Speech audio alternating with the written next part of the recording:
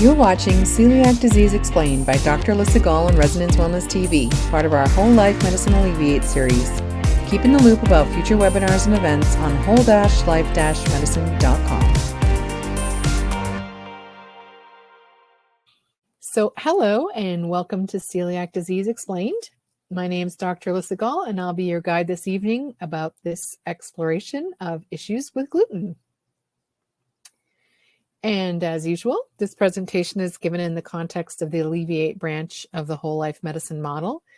And when we talk about celiac disease, we are examining both a root cause and also a specific problem that often requires specific interventions once it's diagnosed.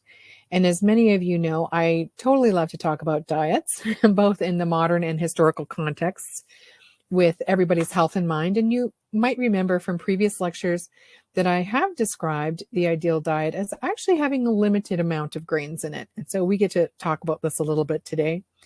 In this lecture, we're really going to examine the complexity of celiac disease and other forms of gluten issues that people can suffer from.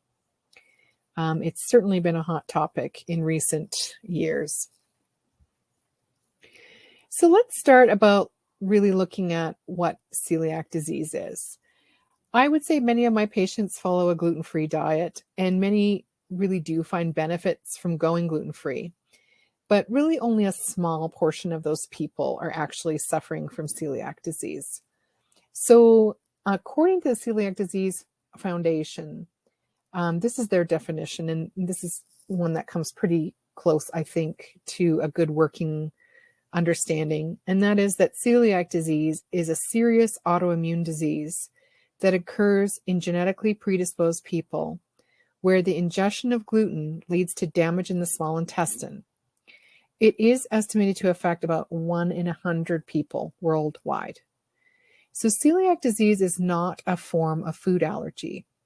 In celiac disease, the body has an autoimmune reaction that's triggered by gluten, which is a protein found in wheat, actually in the use of wheat flour, and we're going to talk about that in a second. So the immune system basically is causing damage to the lining of the small intestine, and what that does is it creates a loss of surface area for absorbing nutrients. So it often causes a widespread nutrient depletion in a person. In Canada, it's estimated that just under 1% of the population, it's actually 1 in 114 Canadians, are affected by celiac disease, although about 90% of celiac cases are likely undiagnosed. And that's a statistic that comes from Health Canada, a study that was done about less than 3 years ago now. So celiac disease is one of the most common digestive disorders from a pathology perspective, and its prevalence really has been increasing. And a study showed that Canada is the country with the greatest increase, about 35% in the incidence and prevalence of celiac disease over the past few decades. There's a lot of disagreement as to why that would be the case. It's not really clear what's happening.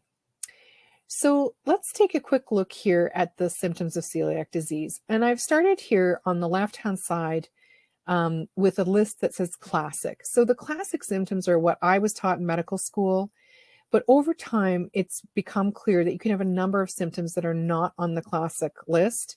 And in some patients, they are actually not symptomatic at all. Hence the reason why so many cases go undiagnosed.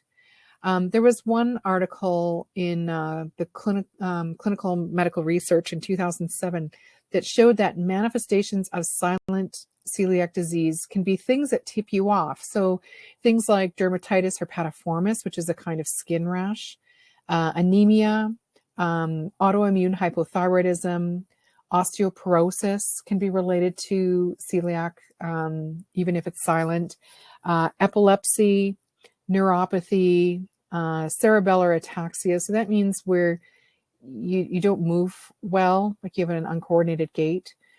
Chorea, which is muscle problems, infertility, non-alcoholic fatty liver disease, gallbladder disease, just to list a few.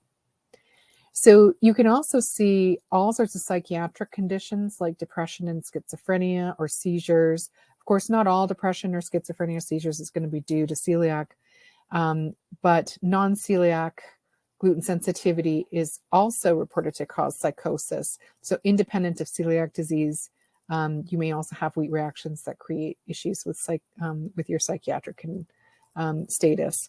And in the skin, sometimes it might be involved in vitiligo. So that's where you get that patchy depigmentation in your skin. It's also can be if you have alopecia areata, that's where you lose hair and you have big bald patches on your scalp, or sometimes they start small and then they get bigger. Enamel defects in kids. So tooth enamel defects in kids are also a possibility to see in celiac disease. So the question becomes, why are people not aware of the gastrointestinal symptoms sometimes? And one interesting answer to this that I'm just going to throw at you, and I've discussed this with patients in the past, is that there are kind of compound in wheat called gluteomorphins. And what that is a kind of molecule that's an opioid-like compound. And so like other opioids, it actually decreases pain. So in essence, this set of compounds can act as a pain reliever that prevents you from being aware of the damage that's being caused in your small intestine. So it's a fascinating thing. I remember when this research first came out and showed this.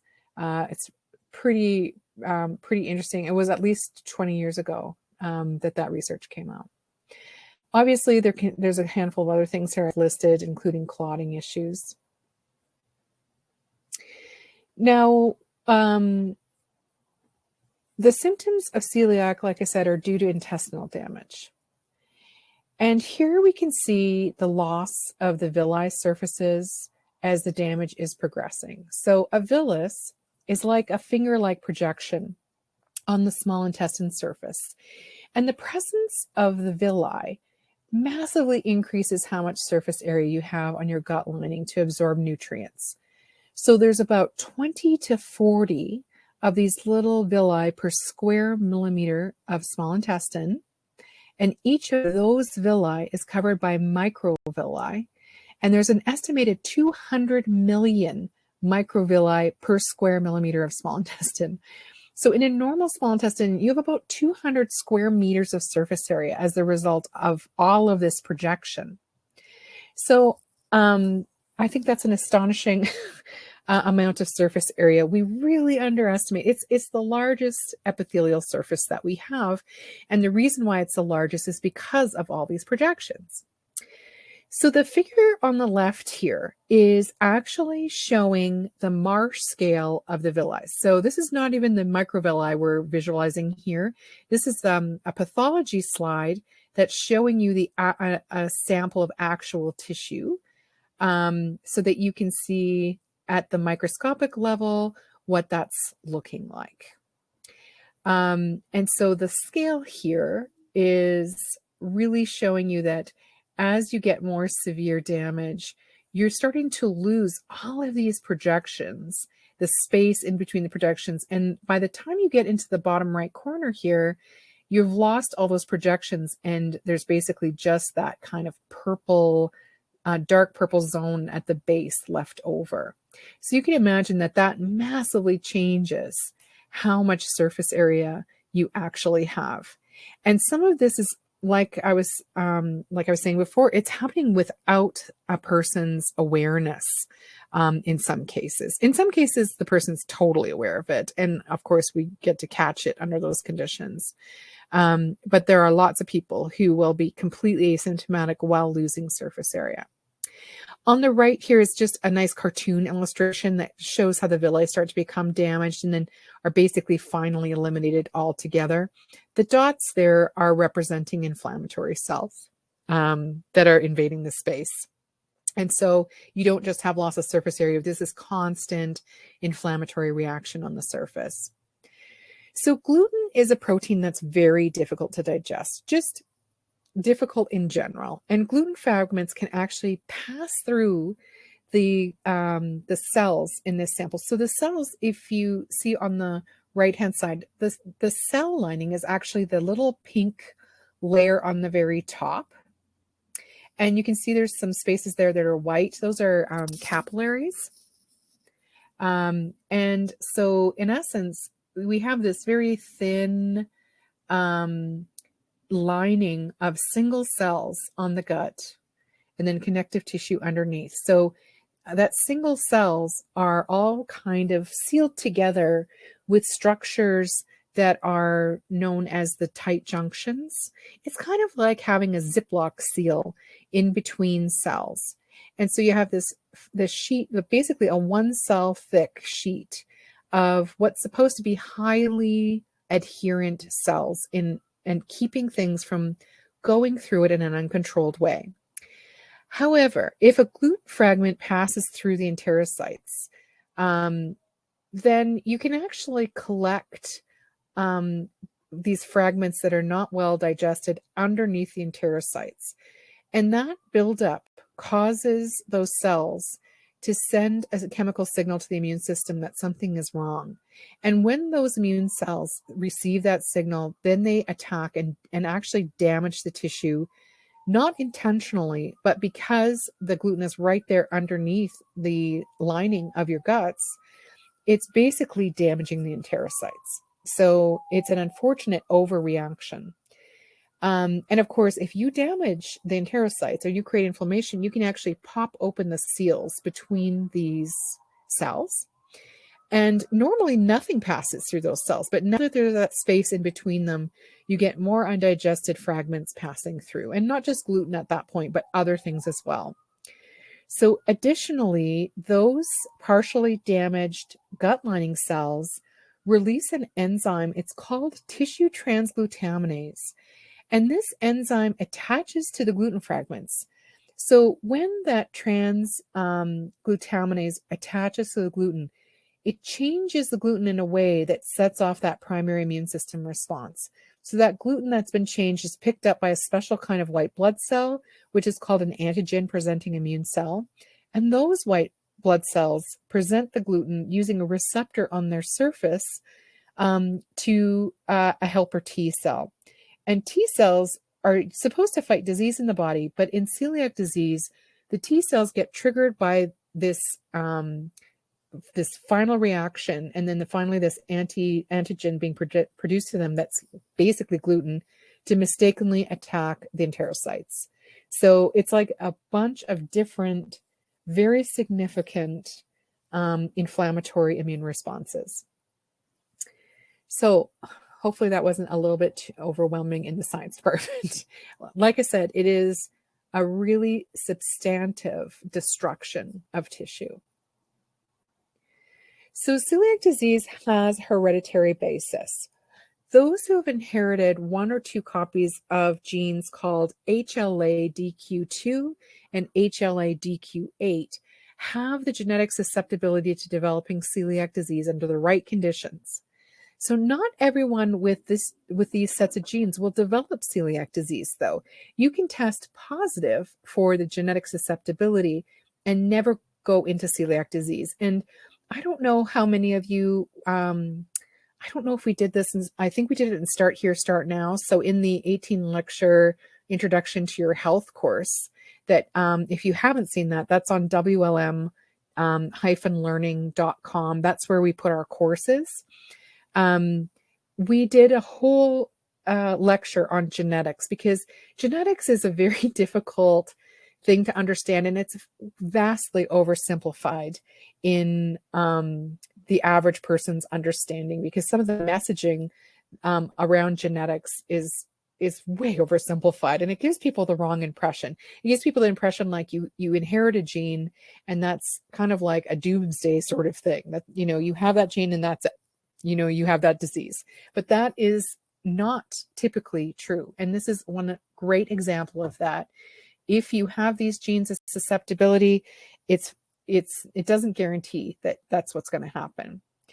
So what these genes code for is a protein that's on the outside of the antigen presenting cell. So remember I said, basically there's this reaction, then this specific kind of white blood cell comes along and processes this antigen and then it's the one that's involved in telling the T cells of the immune system what to attack.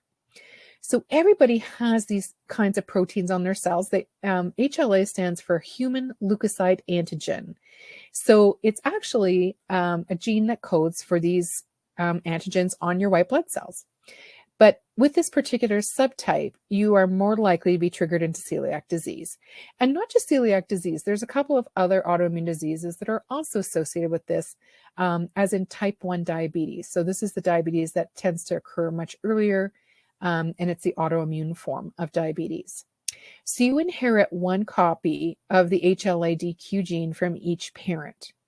So if you have one copy of, as an example, of HLA-DQ2, you have about 10 times the risk for celiac disease as somebody without it. And those who have two copies will have 31 times the risk. And so they're also at a higher risk for that kind of celiac to not be controllable with diet, as well as a higher risk of T-cell lymphoma. So again, this is like multiplications of your common risk, and we said your common risk was 1 in 114. So even if you're 31 times more likely, still 2/3 of people are not going to express that, which is a big gap. So just to kind of give you a sense, like the gene doesn't equate to the disease. The gene is actually present in about, the genes are present usually in about 30% of the North American population, mainly those with Northern European genetic heritage. And again, I'll just put in that little reminder that we've talked about this before, that there are times where certain populations have certainly been adapted to things over time, whereas other populations are not. So by Northern European, I'm talking about, the Northern Europeans, the English, the Scandinavians, the Irish. There's a lot of people in those countries that have a much bigger problem, whether they realize it or not. Now let's talk about gluten, because gluten as a term has become in popular cultural really synonymous with wheat, and also synonymous. In people's minds, it's one molecule, but this is actually not true. And this might surprise some people, but flour doesn't actually contain gluten. What it contains are two proteins, glutenin and alpha-gliadin, that when you mix them together with water, create this structure called gluten. So the actual seed of the wheat, there's no gluten in there. There's just components that can actually become gluten. So gluten has this, when you combine these molecules together, it has this unique nature that scientists will call viscoelasticity. It means the gluten structure can stretch and change shape without breaking, and it can also partially come back to its original shape. So this kind of viscoelasticity allows the gluten to trap air in baked goods so that bread and cake and cookies rise instead of becoming hard and puck-like. So this unique nature of gluten is why it's really difficult to recreate baked goods without it. I mean, it's possible, but it's difficult. So the gluten is actually not in the grain until you mill it and combine it with water. So let me show you what I mean. So here on the left, we have a picture of a wheat grain. So there's a few main components to each grain. The outer hull and the bran are the brown parts that are protecting the components inside. And on the inside, you have a germ and an endosperm. So the germ is the seed embryo. So that's what can start a new plant. So the endosperm is the starch and protein bank that's there to feed a new plant until it establishes itself enough to feed itself with sun and soil. So the endosperm contains these two big families of proteins, the prolamin family and the glutenin family. So if you define it strictly, the gluten about which we're concerned is composed of this specific prolamin called alpha-gliadin and glutenin. However, you should know there are hundreds of forms of gluten that are found by combining endosperm proteins with water. Alpha-gliadin is only one of the possible prolamins. In rye, as an example, the main prolamin is something called sacchalannin, and barley, it's called a hordein, and it's combined also with glutenin. And these three glands are obviously closely related, and they're all avoided in celiac disease, but fundamentally, they actually make different forms of gluten. And only one of those plants really has a substantive amount of alpha gliadin, and that is wheat. If you were not celiac, you might notice that rye and barley don't bother you like wheat does. All grains have their own prolamins. It's been shown that corn, rice, sorghum, millet, and buckwheat can all increase antibodies and cause inflammation in gluten-sensitized guts. Not because they have the gliadin fraction, but because they have very, very similar physiology. It's just not exact.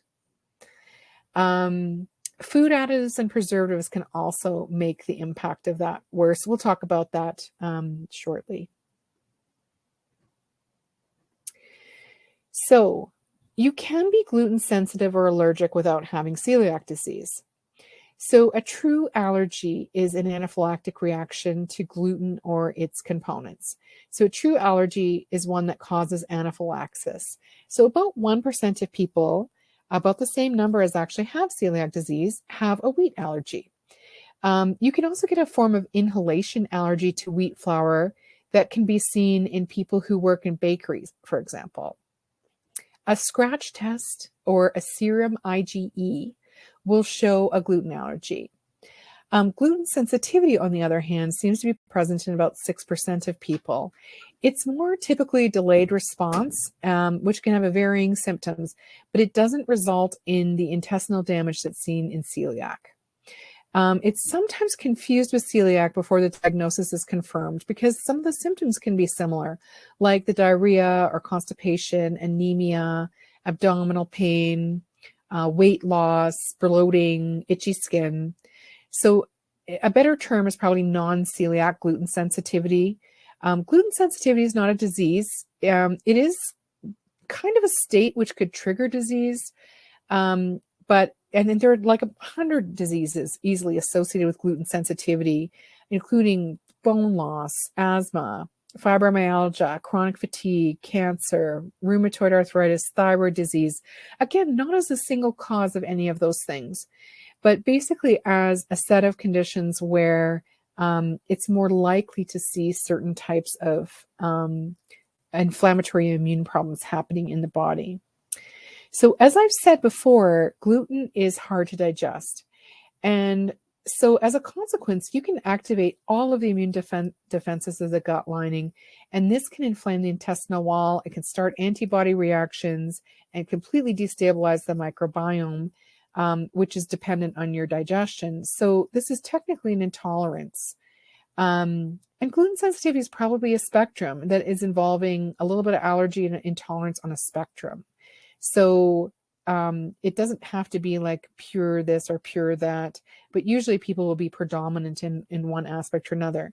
So we can use IgG testing to see if there's a gluten sensitivity that's related to antibody production. You can also use zonulin testing to see if it's a leaky gut creating your issue. So zonulin is a protein that's released when the gut barrier is breached. Antibodies to gliadin, which is a possibility. If you've done IgG testing,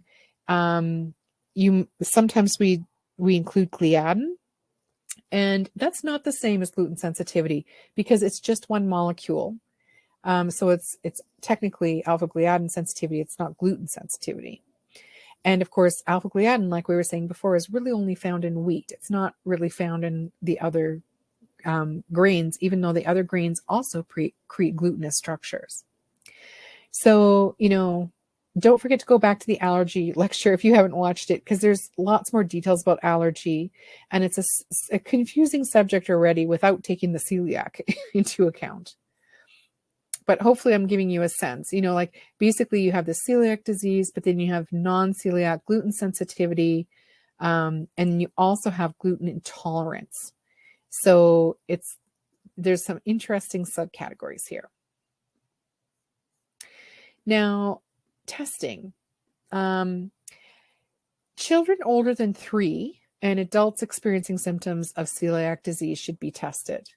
A child under the age of 3 is not really yet immunologically mature, and so the testing is a bit confusing. So we usually say older than 3, and that's the same too when we do IgG testing. We tend to wait until kids are a little bit older because it's not as reliable when they're immunologically immature. And there are a number of tests that are available to determine if you have celiac disease or a type of gluten allergy or intolerance. And so the most typical initial test for celiac is a tissue transglutaminase antibodies test. Remember, we just talked about this when we looked at the cell slides and showed how that enzyme is part of the immune sensitization. So the tissue transglutaminase antibodies test will be positive in about 98% of patients with celiac who continue to eat gluten. And the same test comes back negative in about 95% of healthy people without celiac disease. So it's not 100% accurate. And certainly, I've had people who did not want to do the celiac testing because it would require them to eat gluten, and they felt so terrible on the gluten. But unfortunately, it does then not allow you to have a definitive diagnosis. Some people don't care. They basically say, I'm just going to not eat gluten for the rest of my life anyway, so it doesn't matter. But it is useful information, even if you do have celiac. So the potential for a false antibody test means that really the only fail-safe way to diagnose celiac disease 100% is with a biopsy of the small intestine. Obviously, that's very invasive. And over time, we have expanded the tissue antibody test profile to just try and take into consideration, that 3 to 5% that are going to show either false positives or false negatives. So gene testing is also available for the HLA, DQ2, and 8. And if you're negative for the gene marker, you're unlikely to have celiac disease. But again, if you have the marker, it doesn't necessarily mean you have it either. But it's another non-invasive test that we can do to put on the pile of evidence towards whether or not there's established celiac or not. And despite the fact that there's this pretty wide availability of these serological tests, the delay in the diagnosis actually can remain a fairly long time. The mean age at diagnosis, according to one study that was from 2013, is actually 45 years old. It's an average diagnostic delay of 12 years from the onset of either the symptoms or when people started first noticing that they were having some sort of gut trouble, whether or not they realized it was from gluten or not. So I wanted to show you as an example, this is a really excellent flow chart from one of my lab providers, Genova, which shows how to rule out celiac disease from gluten sensitivity by using tests and taking into consideration some variables that will otherwise confuse the results, especially when a physician has only run the most common test. And of course, if you feel ill and you're convinced that gluten has something to do with it and your celiac test is negative, it doesn't mean that you don't have a problem with gluten. It just means you need to use some other types of tests to gauge whether or not it's there or not. So we won't make you a diagnostician today. I won't go through the chart in detail, but it gives you a sense that there's definitely some things that need to be ruled out. So screening is looking for potential disease before it becomes clinically significant. And there's a number of different groups that would benefit from celiac screening. That means that you don't have any symptoms at all at this point in time. One of them is children who aren't thriving or who have persistent diarrhea. Obviously, children have to be eating like a wheat or barley-based cereal for some time before they can generate an autoimmune response to gluten that will show up in the testing.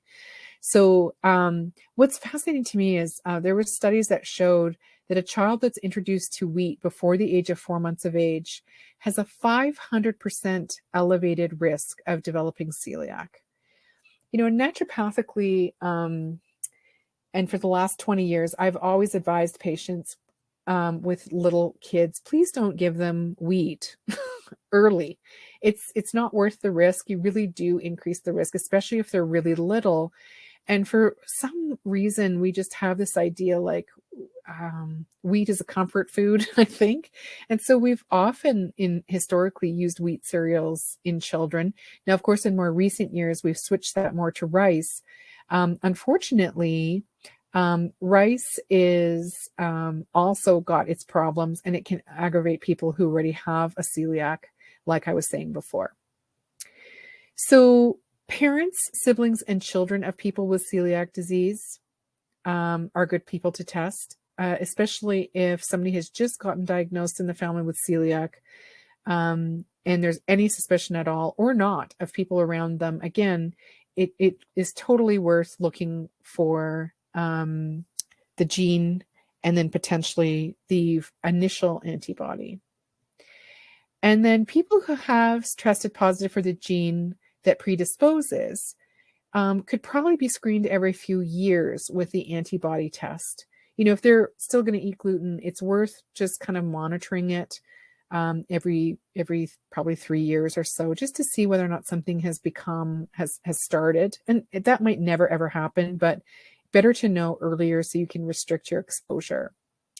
Also, any individual with an associated autoimmune disorder, like primarily type 1 diabetes, autoimmune thyroid, like I mentioned before, an autoimmune liver disease, if kids have Down syndrome or Turner syndrome, Williams syndrome, and IgA deficiencies, it's good to test those people as well. So these are categories of people where screening is useful, even if they don't have any clinically significant signs of celiac. And John, the best test is technically the biopsy. That's the 100% test. But the blood test, like I was just saying on the last slide, certainly is not perfect, but it's relatively good for screening. And if there's some concern that there's still thoughts, there's other tests that can be done.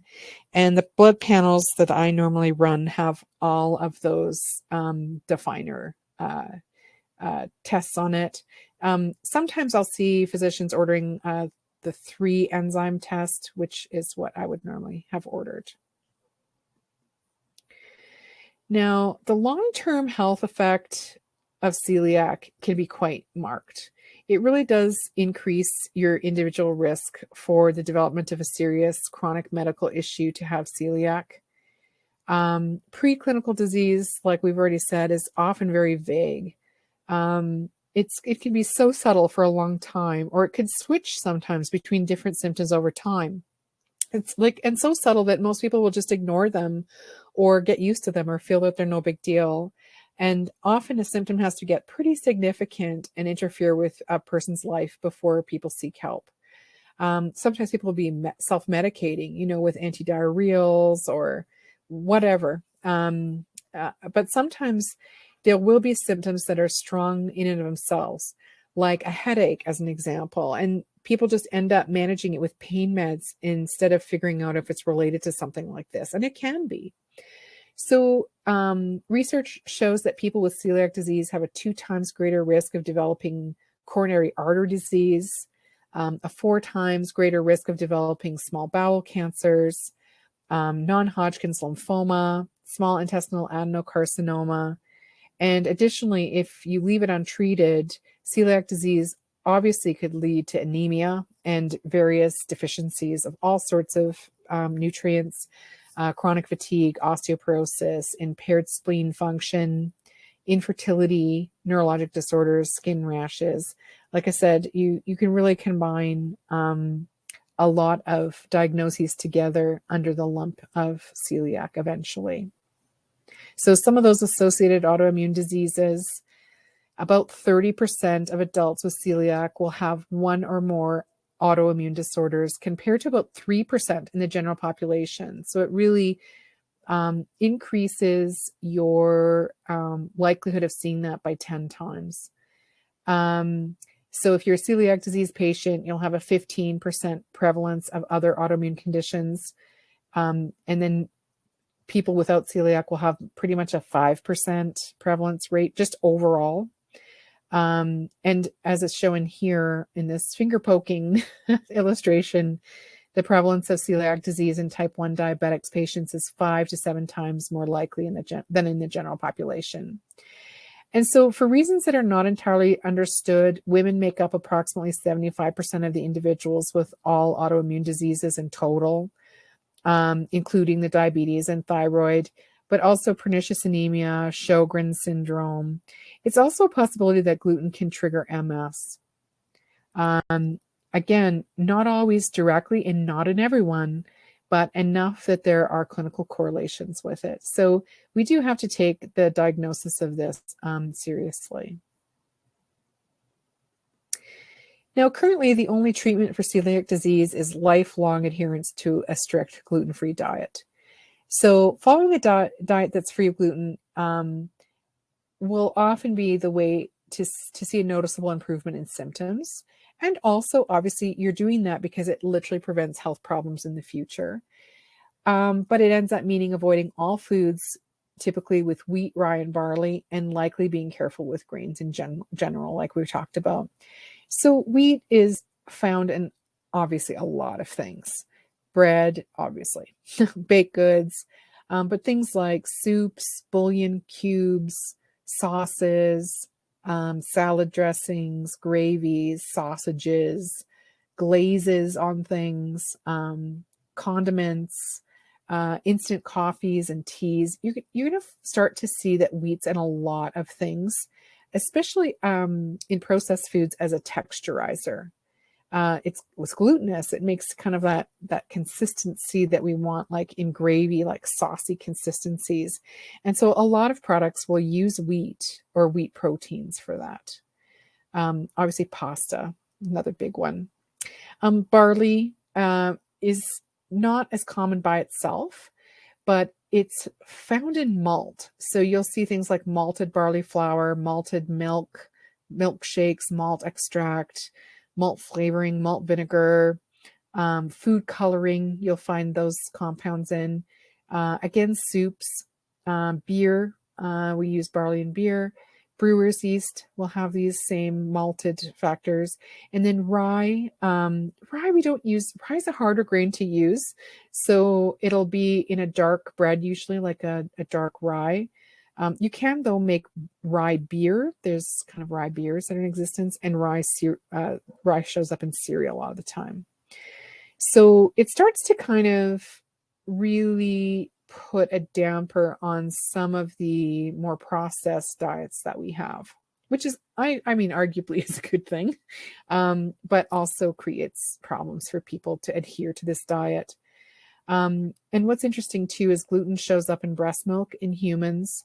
That could technically happen in cows as well. So a grain-raised cow could get it in the milk, not so much in the meat, just so that we're clear. That's not a problem. When you eat the meat, you're not going to find the wheat proteins in there, but you definitely will find it in dairy products. Not a huge amount, but enough, that maybe the most sensitive person might create a problem. And it's not unusual for people who are having gluten problems to also be sensitive to dairy eventually. So gluten has really found its way into lots of things, things that we ingest or things we apply to ourselves. So you really do have to learn how to read a label. I mean, you should probably already be label readers, and you probably are, but in the case of celiac, it's pretty crucial. So forms of wheat appear under so many names. And that's just like, even if we just take the names of the grains as an example that are all related or relatives or actually are forms of wheat. So wheat berries, durum wheat, emmer wheat, semolina, spelt, farina, farro, graham, kamut, Khorasan wheat, einkorn wheat. Couscous is wheat. Bulgur is wheat. So there's lots of things that we know by different names that are actually just different forms of wheat or very closely related grains. So, and like I was saying, even though obviously the foods like bread and pasta and beer are really commonly recognized as having gluten, it can also be found in soy sauce, cream sauce, meat substitutes. So sometimes vegetarian meat substitutes will have gluten in as a texture. Salad dressing, marinades, battered foods. The batter is usually got some sort of gluten in it. And if you do have processed foods that actually don't contain gluten, you have a risk of seeing cross-contamination with gluten by other foods processed on the equipment or in a facility that doesn't contain gluten. And my observation is that when someone who is celiac goes gluten-free, their sensitivity to trace amounts of gluten gets very high. It's almost like the immune system is kind of itching for a bit of a fight when it's not so occupied with tons of gluten. You are going to find that there's tons of cosmetic and pharmaceutical products that contain gluten. And so if you are celiac, you should ask your pharmacist if you're on any drugs that have gluten in them. Even envelope glue has gluten. I remember years ago, I had a celiac patient who had who'd been gluten-free for a good chunk of time. And then all of a sudden she started having gluten reactions again. And we couldn't figure out what it was until she realized that her lipstick that she was using had gluten in it. And of course, you eat a lot of lipstick. Those of us who wear lipstick. And if you eat it, it's enough gluten to create a reaction. You'll also see that in the autoimmune diseases, that it's not uncommon for people who've had high pesticide exposures to have an increased risk of celiac disease. And so one of the things that's quite useful is learning how to read labels for buying things organic. Some people with celiac will really notice the difference with that as well, but it's also increasing your risk long-term for celiac. So if you have the gene, as an example, it might be more important to be as organic as you can. And like I said, in celiac, it's not uncommon that dairy products also become a problem because damage to the lining of the intestine also destroys lactase enzymes, or you can just react to things that are in the milk itself, on an already irritated intestine. So obviously, there's a bunch of gluten-free products that are on the market right now. And I remember 20 years ago, even just doing allergy testing and elimination for people, sometimes it was exceptionally difficult to find gluten-free things, even in Calgary. Although that said, I think our local chapter of the Calgary Celiac Association, it used to be called the Calgary Celiac Association, but I think it's now a chapter of the Canadian one. Historically, they've been brilliant. I bet you they've been one of the best associations for celiac sufferers in the country, almost in North America. They were just so well organized 20 years ago, and I had this wonderful experience of meeting one of the forerunner researchers in celiac disease, Alessio Ferrano. He's from Italy originally, and he had been doing some research in how many school children in Italy had celiac disease. And in fact, as a result of that research, the Italian government screens children at school age, all of them, for celiac. It's also the country, I don't know if any of you have been to Italy, but it's a country where they have historically had entire aisles of gluten-free products. I was stunned because at that time I went there last, Calgary was so far behind. Nowadays, it's much more common to see this. There's way more awareness about this. There's also misinformation, obviously, about this, but people are way more aware of the potential for gluten-free. So you do have to be careful, though, to make healthy alternative gluten-free choices. There's tons of gluten-free options, but a lot of them are highly processed. And consuming a diet of processed foods is really not going to help you repair your immune system and your gut. So don't forget to go back and look at that ideal plate. The ideal plate is not filled with grain products. It is half a plate of non-starchy vegetables, a quarter plate of fat and proteins that are healthy for you, 1% salts, 1% ferment, 12% fruit maximum, 12% grains maximum, and ideally in their whole state, wherever it's possible. So we do see a lot of problems in gluten-free products, and we have so much refined stuff in there because, especially when we're trying to like fake bread, like wheat bread or fake cake, um, those flours are really difficult to combine to make something that looks like that. Now, that's not to say that this is not possible. It's totally possible, but a lot of the time, it ends up being a pretty refined product. So you really, if you're going to use flours that are gluten-free, you want to make sure that those flours are certified to be completely gluten-free in order to be less likely to provoke yourself if you do have celiac. Some flours that can be eaten include cassava, chickpea flour, quinoa flour is probably okay, although in recent years there's been some question about quinoa potentially aggravating things.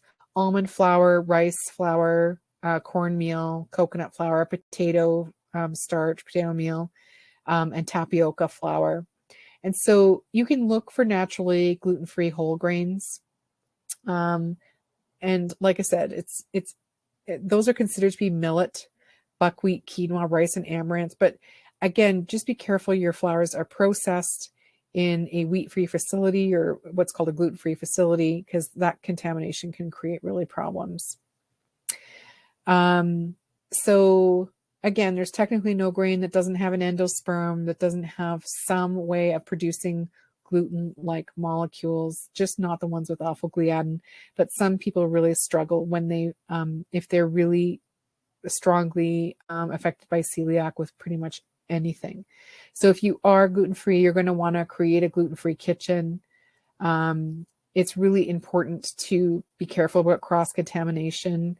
So you're going to want to segregate gluten and gluten-free. Buy a toaster that's only for gluten-free if you're a toaster person.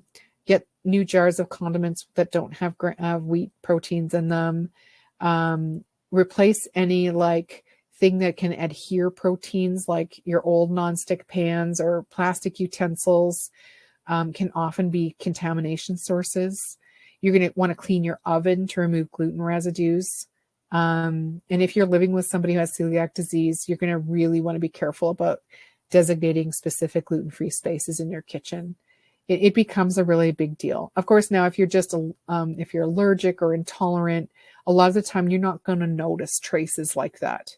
If you really notice traces, then you should get yourself tested for celiac disease. That's for sure. Now, where there has been an issue with celiac, the biggest challenge is to make sure that you're getting enough nutrients, because in essence, you can really substantively limit your surface area. And often you're going to need to resort, if it's really significant, to pre-digested amino acids and things like that, just to make sure that you're getting a full range of things. And, you know, obviously vegetables and fruits and seeds and nuts and beans and legumes and lean proteins, all of these things are going to be super important. But you'll probably also want to do things that are going to heal your gut a little bit better, and potentially use things like enzymes. So you can actually get enzymes for digesting gluten. And so if you're gluten intolerant or gluten allergic or sensitive, then you could also use enzymes that are specifically designed to chew up the gluten so it's not identifiable. Companies make those. They tend to be on the expensive side for obvious reasons. They're specialty. But if you have had the opportunity to experiment with those, you might find that that also helps you quite a bit.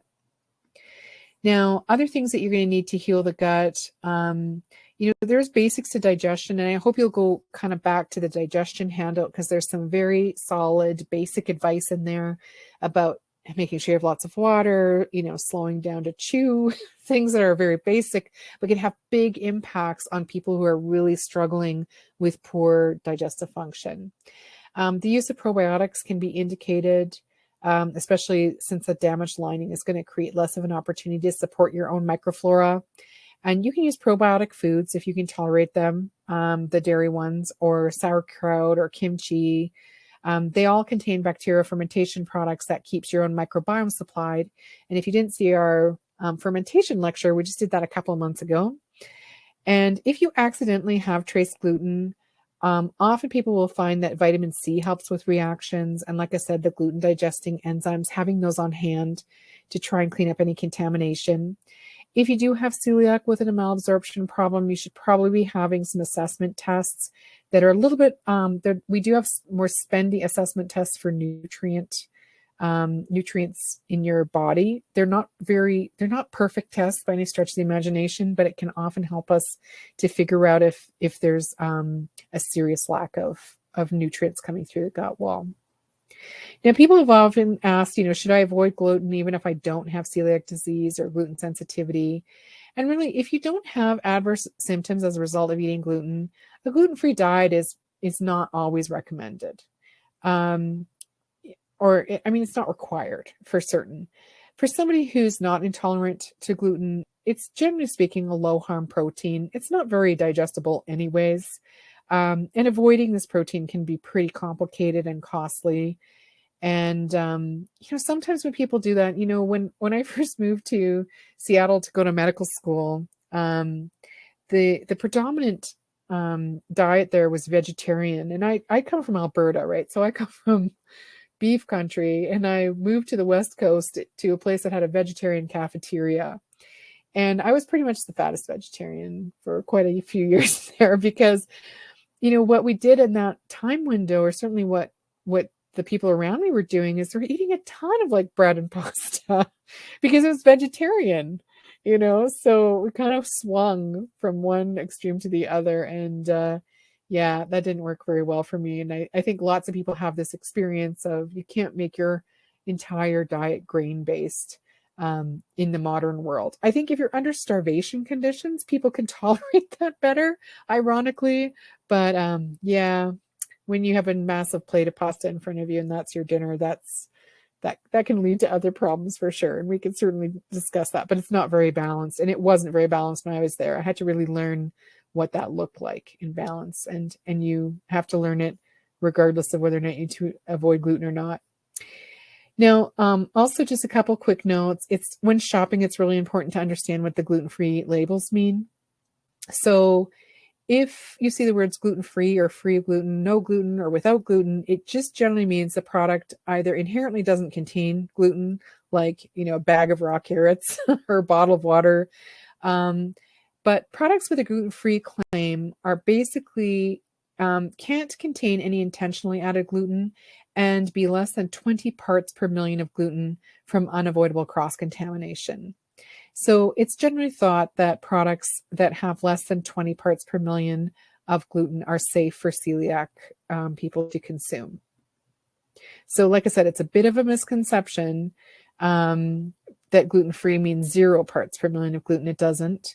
So if you just think about like parts per million, if you think of a bag that has 1 million blue marbles, then parts per million of red marbles, if it was really 100% gluten-free, would be 0. But if you got 20 red marbles, it's contaminated with 20 parts per million of red marbles. They're still there. There's not a lot of them, but they're there.